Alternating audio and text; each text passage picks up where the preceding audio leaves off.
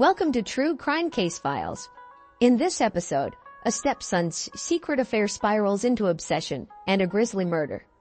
Let's dive into the details.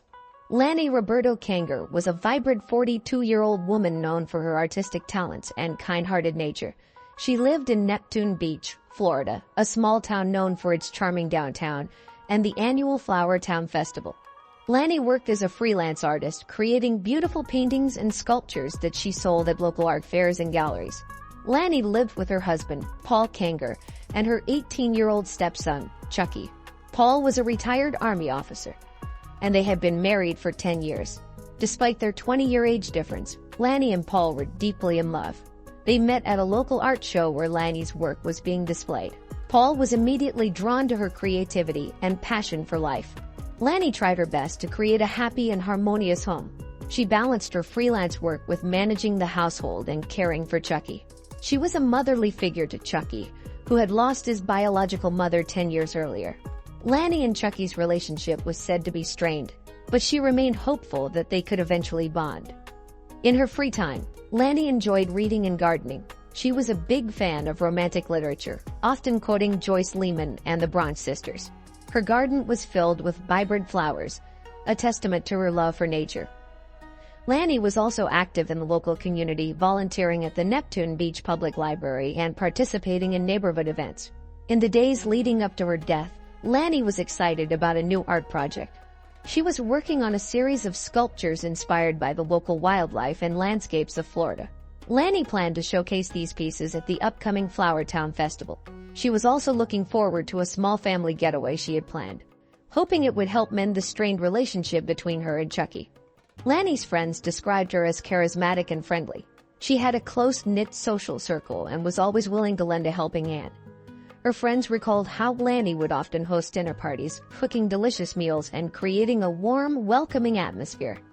Despite the challenges in her life, Lanny remained optimistic and full of dreams. She hoped to open her own art gallery someday and inspire others with her work. Tragically, her dreams were cut short by a brutal and senseless act of violence. Lanny's life was a testament to her resilience and creativity, and her loss was deeply felt by all who knew her. On the morning of April 12, 2022, Neptune Beach was just waking up. It was a cool, clear day, with the sun shining brightly. Around 7:30 a.m., Lanny Roberto Kanger's neighbor, Pauline Grossman, walked over to the Kanger house. Pauline, who was 15 years old, lived next door. She often visited Lanny to discuss her true crime novel, which she was working on based on real-life events. Pauline knocked on the door, but no one answered. She found this odd because Lanny was usually up early working in her art studio. The studio was a small, separate building in the backyard. Pauline decided to check there. As she approached the studio, she noticed the door was slightly open. When Pauline entered, she was greeted by a horrific scene. Lanny was lying on the floor, covered in blood. The room was in chaos, with broken sculptures and shattered glass everywhere. Lanny's body showed signs of a violent struggle. Pauline was shocked and horrified. Her hands trembled as she quickly dialed 911 on her cell phone. The 911 operator, calming Pauline as best they could, instructed her to stay outside and wait for the police. Pauline, still in shock, followed the instructions. She stood in the yard, staring at the studio, trying to process what she had just seen. The police arrived within minutes. As they began their investigation, they noted the heavy sculpture near Lanny's body. It was clear this was the murder weapon, used to inflict multiple blunt force trauma injuries. The amount of blood and the state of the studio indicated a frenzied attack. Pauline was interviewed by the police. She was still shaken but managed to provide a clear account of her morning. She described her relationship with Lanny and her reasons for visiting. Her detailed observations helped the investigators piece together the timeline of events leading up to the discovery of Lanny's body. The discovery of Lanny Roberto Kanger's body marked the beginning of a complex and emotional investigation. Her friends and neighbors were left in shock, struggling to understand how such a brutal crime could happen in their peaceful community. When the police arrived at the Kanger house on the morning of April 12, 2022, they knew they had a serious crime on their hands. It was a sunny day in Neptune Beach, and the peaceful neighborhood was quickly disturbed by the flashing lights and sirens of police cars. Detective Richard Fulkerson, a seasoned investigator known for his thoroughness, led the team. With him was Officer Julia Barrett, who was respected for her calm and methodical approach. They had both seen many crime scenes, but the brutality of this one stood out. The art studio where Lanny's body was found was a small building in the backyard. As they entered, the detectives were met with a gruesome sight. Blood was splattered on the walls, and the floor was covered with broken sculptures and shattered glass. The room looked like a scene from a horror movie, a far cry from the creative space it usually was. Lanny's body lay on the floor, showing signs of a violent struggle. It was clear that she had been beaten to death with a heavy sculpture found nearby. The sculpture was stained with blood, indicating it was the murder weapon. Lanny had multiple blunt force trauma injuries, suggesting a frenzied and brutal attack. The police immediately began their investigation. They cordoned off the area to preserve evidence. Detective Fulkerson and Officer Barrett carefully examined the crime scene, looking for any clues. They used advanced forensic techniques, including fingerprint dusting and blood pattern analysis, to piece together what had happened. The detectives worked quickly but meticulously. They collected samples of blood and hair for DNA analysis and took photographs of the scene from every angle.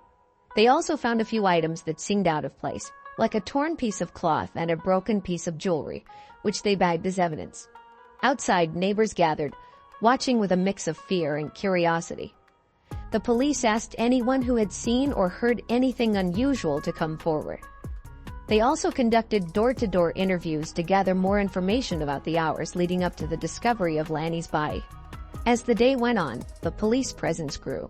Additional officers arrived to help with the investigation, and the media started to gather, drawn by the shocking nature of the crime. News reporters from local stations like WFOX and the Post and Courier began reporting live from the scene, adding to the growing sense of urgency. By the end of the day, the police had gathered a substantial amount of evidence, but many questions remained. Who could have done this, and why? Detective Fulkerson and Officer Barrett knew they had a long road ahead, but they were determined to find justice for Lanny. Paul Kanger, Lanny's husband, was the first suspect the police investigated. Paul, who was 61 years old, had a disciplined and stoic personality.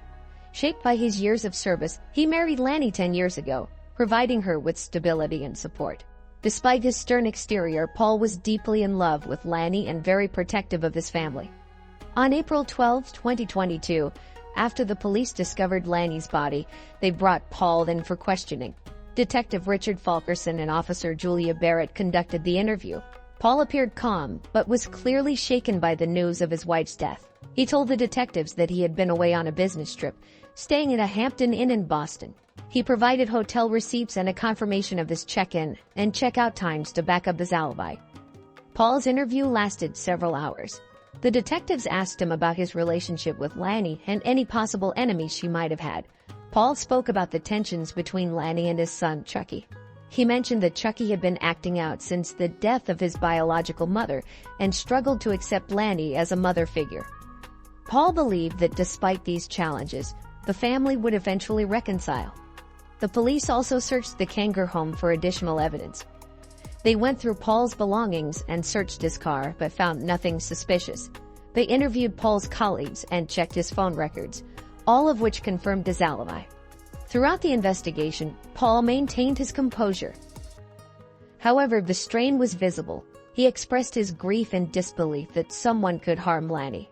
He was cooperative with the police and provided them with any information they requested. Meanwhile, the local news outlets, such as WFOX and the Post and Courier, reported on the investigation. Neighbors and friends of the Kangers were shocked to hear that Paul was a suspect. Many described him as a kind and loving husband who would never harm his wife. Despite his strong alibi, the police continued to investigate Paul to ensure nothing was overlooked. They re-examined the crime scene and cross-checked all the details of his alibi. Detective Fulkerson and Officer Barrett wanted to be thorough, leaving no stone unturned.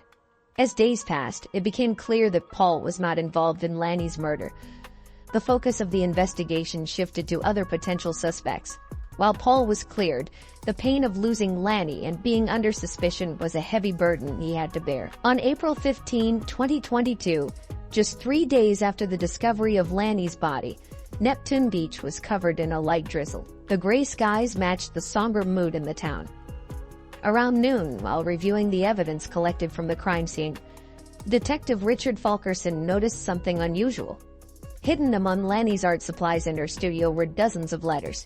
These were not just any letters, but sexually explicit love letters exchanged between Lanny and someone else. Detective Fulkerson and Officer Julia Barrett carefully read through the letters. The content revealed a secret affair between Lanny and an unidentified individual. The letters spoke graphically of secret sex acts and deep conflicting emotions. This discovery was a significant breakthrough in the case and suggested a possible motive for the murder. Detective Fulkerson called for a meeting with the entire investigative team. They discussed the contents of the letters and the implications. The team knew they had to identify the other person involved in the affair to understand the full context and potential motives. Officer Barrett led the effort to gather more information. She visited Lanny's close friends and neighbors, asking if anyone knew about the affair. Many were shocked and had no idea Lanny was involved with someone other than her husband, Paul. The news quickly spread through the small, very conservative Southern community, creating a buzz of gossip and speculation. Meanwhile, forensic experts analyzed the letters for fingerprints and DNA evidence. They also checked Lanny's phone records and email history to find clues about her secret lover. The investigation was thorough, and every detail was scrutinized. On the same rainy afternoon, while examining Lanny's phone, the detectives found a series of explicit text messages and call logs that led them to suspect Chucky, Lanny's 18-year-old Stepson. The messages hinted at a strained and complicated sexual relationship between Lanny and Chucky. Some of the texts were heated, while others were more explicit and graphically described their sexual relationship. Detective Fulkerson and Officer Barrett were shocked by this new revelation. Chucky had always been seen as a troubled teenager, but the extent of his relationship with Lanny was unexpected. The detectives knew they had to approach this delicately to get to the truth. The discovery of the love letters and text messages shifted the focus of the investigation. The police now had a clearer direction, and the pieces of the puzzle were slowly coming together. They prepared to interrogate Chucky again, this time with new, compelling evidence that could unlock the secrets behind Lanny's tragic death. Chucky Kanger, Lanny's 18-year-old Stepson, became the focus of the investigation after the discovery of the love letters and text messages. Chucky was a troubled teenager, still struggling with the death of his biological mother and the arrival of Lanny into his life. He often acted out, showing signs of resentment towards Lanny for taking his mother's place. Despite this, he was intelligent and ambitious, with a passion for music. He spent hours playing his guitar, dreaming of becoming a famous musician. On April 16, 2022, Chucky was brought in for questioning. Detective Richard Fulkerson and Officer Julia Barrett conducted the interview. Chucky appeared nervous but tried to remain calm. The detectives began by asking him about his relationship with Lanny. Chucky admitted that their relationship was strained, but denied any involvement in her murder. When the detectives presented the love letters, Chucky's demeanor changed. He became visibly upset and defensive. He confessed to the affair, explaining that they started having sex about a year ago. Chucky said he became obsessed with Lanny, believing that they could be together if his father Paul were out of the picture. However, Lanny tried to end the affair and focus on her marriage, which frustrated Chucky. The detectives pressed Chucky for more details. They asked him about the night of Lanny's murder. Chucky claimed he was at a friend's house, watching movies. The police checked his alibi, but it was weak and lacked concrete evidence. His friend Jake said Chucky was with him, but couldn't remember specific details or times. Chucky's reaction to the interrogation was a mix of anger and fear. He was defensive and argumentative, denying any involvement in the murder while expressing his frustration over Lanny ending the affair.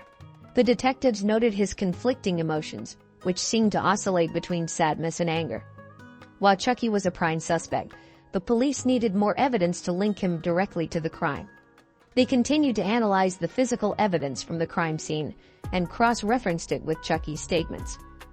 The detectives also reviewed security camera footage from the neighborhood, hoping to find any inconsistencies in Chucky's alibi. The investigation into Chucky was intense and thorough. Detective Fulkerson and Officer Barrett were determined to uncover the truth. They knew Chucky had a motive, but they needed solid evidence to prove his involvement. The love letters and text messages were crucial, but they had to build a strong case. The investigation was far from over, and the detectives continued to piece together the puzzle. Chucky remained a key figure in the case, and the police were determined to find justice for Lanny. Pauline Grossman, the Kanger's 15-year-old neighbor, became another person of interest in the investigation. Pauline lived next door and frequently visited the Kanger house. She had a keen interest in true crime stories and was working on a novel based on real-life events. Pauline was known for her observant nature and was often seen taking notes and photos around the neighborhood. On April 17, 2022, the police brought Pauline in for questioning. Detective Richard Fulkerson and Officer Julia Barrett conducted the interview. Pauline appeared calm and cooperative. She explained that she had a passion for writing and was fascinated by true crime. She often visited Lanny to discuss her novel and get feedback on her writing. The detectives asked Pauline about the morning she discovered Lanny's body. Pauline recounted the events in detail, describing how she found the studio door slightly open and discovered Lanny lying on the floor. She spoke about her shock and horror and how she immediately called 911. The detectives noted that Pauline's account was consistent with the initial report. As the questioning continued, the detectives probed deeper into Pauline's relationship with the Kangers. Pauline admitted that she often observed the family dynamics, noting the tension between Lanny and Chucky. She also mentioned that she had seen Chucky acting suspiciously on several occasions, but didn't think much of it at the time. The detectives asked Pauline about her interest in true crime and whether it influenced her actions. Pauline explained that her interest was purely academic and creative. She was writing a novel blending erotic fiction and true crime phase, and used her observations to create realistic characters and scenarios. She denied any involvement in Lanny's murder and insisted that she was just a concerned neighbor. Pauline's calm and cooperative demeanor made it difficult for the detectives to determine if she was hiding anything. They decided to search her house for any evidence that might link her to the crime. They found several notebooks filled with detailed observations about the neighborhood and the Kangers, but nothing directly incriminating. Despite her cooperation, Pauline remained a person of interest. The detectives continued to monitor her closely, looking for any inconsistencies in her story. They also reviewed the security footage from the neighborhood, hoping to find any evidence that could either implicate or clear her. As the investigation into Pauline continued, the detectives faced the challenge of distinguishing between her genuine interest in true crime and any potential involvement in Lanny's death. The complexity of the case deepened, but the police remained committed to finding the truth and bringing justice for Lanny. On April 20, 2022, the investigation took a significant turn. Detective Richard Fulkerson and Officer Julia Barrett had gathered enough evidence to identify the murderer. The evidence pointed to Chucky Kanger, Lanny's 18-year-old stepson. Chucky's conflicting emotions and erratic behavior had raised suspicions from the start, but it was the discovery of his fingerprints on the murder weapon that sealed his fate. Chucky was known to be a troubled teenager. He struggled with the recent death of his biological mother and resented Lanny for taking her place. Despite his intelligence and passion for music, Chucky's feelings for Lanny had evolved into a dangerous mix of hatred and desire. When Lanny confronted him about his failing grades and her decision to end their secret affair, Chucky snapped. In a fit of rage and obsession, he attacked her with a heavy sculpture from her studio. The detectives had pieced together the events of that fateful day. Chucky had been at the house, waiting for the right moment. When Lanny entered the studio, he followed her. The confrontation escalated quickly, and in his fury, Chucky grabbed the sculpture and struck Lanny multiple times, leading to her death. With the evidence in hand, the police prepared to arrest Chucky. On the evening of April 20, they arrived at the Kanger home. Chucky was in his room, listening to music on his iPhone. When the officers entered, Chucky seemed surprised but didn't resist arrest. He was handcuffed and taken to the police station for processing. Paul Kanger, Chucky's father, was devastated by the news. He couldn't believe that his son was capable of such a brutal act. The family was torn apart by the revelation, and the community was equally shocked. Neighbors and friends who had known Chucky as a quiet, troubled teen now saw him in a completely different light. The police detailed the evidence during a press conference, explaining how Chucky's obsession with Lanny and his inability to control his emotions led to the murder. The discovery of the sexually explicit letters and Chucky's fingerprints on the murder weapon were critical pieces of the puzzle that helped solve the case. As Chucky was taken away, his reaction was a mix of anger and resignation. He knew the evidence against him was overwhelming, and there was no escape from the consequences of his actions. Lanny's friends and family were relieved that the murderer had been caught, but the pain of losing Lanny remained. The arrest of Chucky Kanger brought some closure to the case, but the journey to justice was far from over. The next step was the trial, where the full extent of Chucky's actions and motives would be revealed. The trial of Chucky Kanger began on November 11, 2023, in Neptune Beach, Florida. The courtroom was filled with reporters, friends, and family members, all eager to hear the details of the case. The prosecution was led by Assistant District Attorney James Bean, a seasoned lawyer known for his tenacity and thoroughness. He was 45 years old, with a stern demeanor that commanded respect. Bean argued that Chucky's obsession with Lanny, coupled with his anger over her ending their affair, led him to commit the brutal murder. He presented the love letters, text messages, and the forensic evidence linking Chucky to the crime. The prosecution's case was solid, painting a clear picture of Chucky's motive and actions. The defense was handled by public defender Julie Rose de Castro, a compassionate and determined attorney who had been practicing law for over 20 years. She was 42 years old and known for her dedication to her clients. De Castro argued that Chucky was a troubled teenager who had been deeply affected by his mother's death and was struggling with mental health issues. She claimed that Chucky's actions were not premeditated, but a result of emotional turmoil and confusion. Throughout the trial, the emotional toll on Lanny's family was evident. Her husband, Paul Kanger, sat in the front row, his face etched with grief and disbelief. Friends and family members wept quietly as they listened to the details of Lanny's tragic death. After several weeks of testimony and evidence, the jury deliberated for 2 days. On December 3, 2022, they returned with a verdict. Chucky Kanger was found guilty of second-degree murder. The courtroom was silent as the judge read the verdict. Chucky showed little emotion, his face blank as he listened to his fate. The sentencing took place on December 10, 2023. Chucky was sentenced to 15 years in prison without the possibility of parole.